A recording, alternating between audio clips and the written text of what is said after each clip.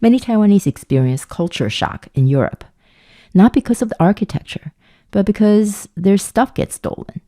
Pickpockets on trains, in cafes. My mom lost her purse at a cafe, left it on the chair next to her. Locals later told us, "You must keep a hand on your valuables at all times," which is a perfectly normal thing to say in a war zone. So, are Taiwanese too trusting, naive, easily conned? I'm not asking this for fun. It's a serious question. Because if you're a small democracy living next to an authoritarian regime with the world's largest navy, which insists you are just a rebellious province, being too trusting isn't cute. It's dangerous. Taiwan's Ministry of Defense publishes a daily report on Chinese warships and planes circling the island. Yes, daily.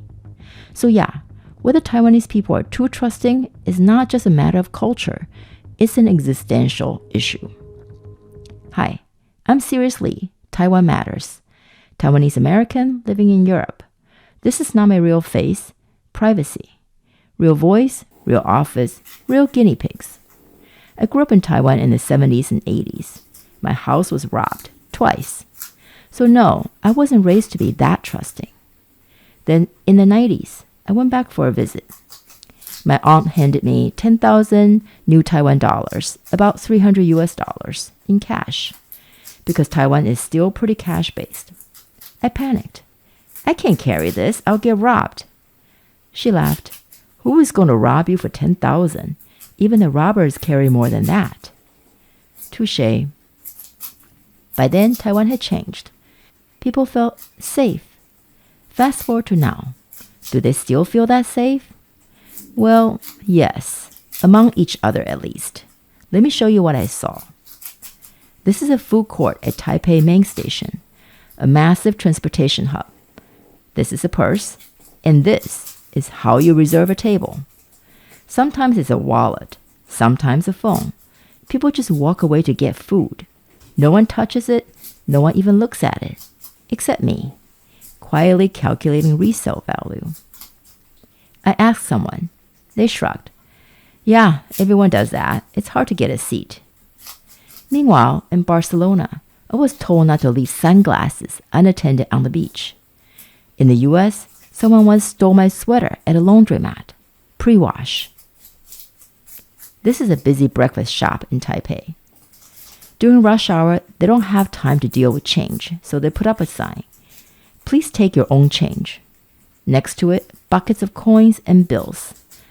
No cameras. Just trust that people will pay and take the right amount on their own. When I went, it was quiet and the owner gave me change. But I stared at the sign like it was a prank. In most countries, dine and dash is a crime. In Taiwan, you could potentially dine and dash with cash. In Tainan, a southern city with nearly 2 million people, I visited a rooftop cafe with gift stalls below. At 10:30 p.m., we came down. The shops were closed. The owners, gone. The products, still there. Jewelry, perfume, antiques. No locks, no glass, no rope. Just there. The front door of the building, wide open. So was my mouth. I asked my friend, "What's going on?" He said, "Oh, 他们下班了. They're off work." As if that explains why the entire store got left behind. I scanned the eyes of a Datong doll for hidden cameras. This had to be a sting operation. At this point, I started to feel like I was on a hidden camera show called What Would You Do If No One Else Cared? Choosing to trust in human goodness in Taiwan isn't a theory. It's a default setting. So what's going on here? It's not that there's no crime in Taiwan. It's not that everyone leaves their valuables out. But trust in strangers exists. And no one thinks it's weird. In 2025, on an island with 23 million people, not a remote village. That's wild. Why does it work? Decent living standards. People have enough.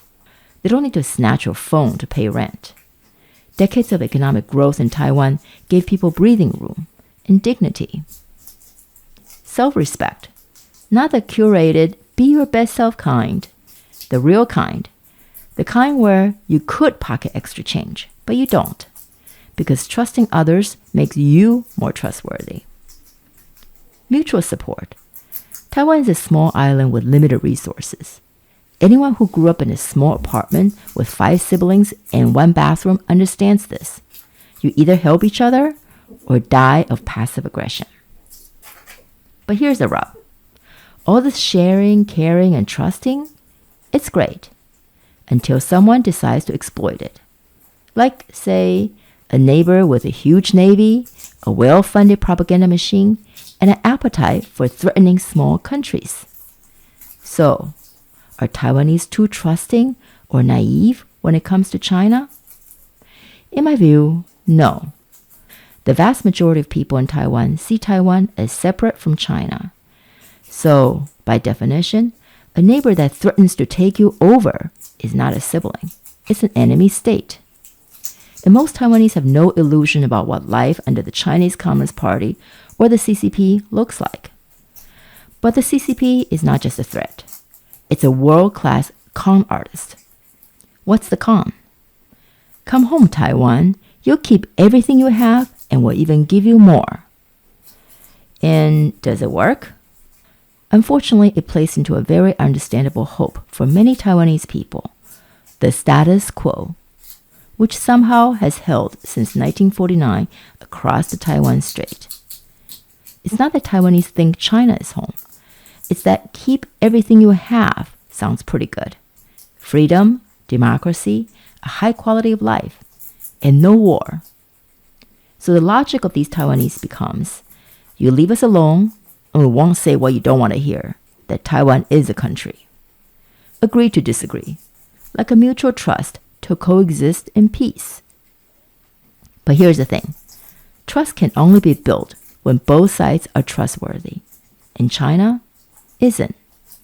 Just look at Hong Kong.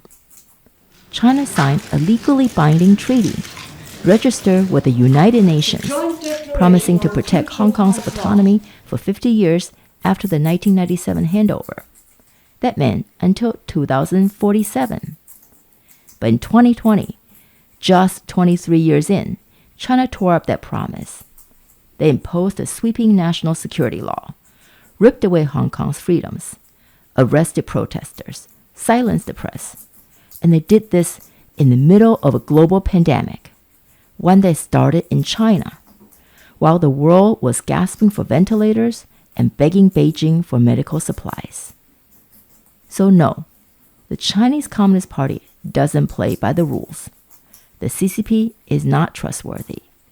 It even sees the trustworthiness of other people as a weakness, an opportunity to calm them and profit from it. Please subscribe and check out our other videos.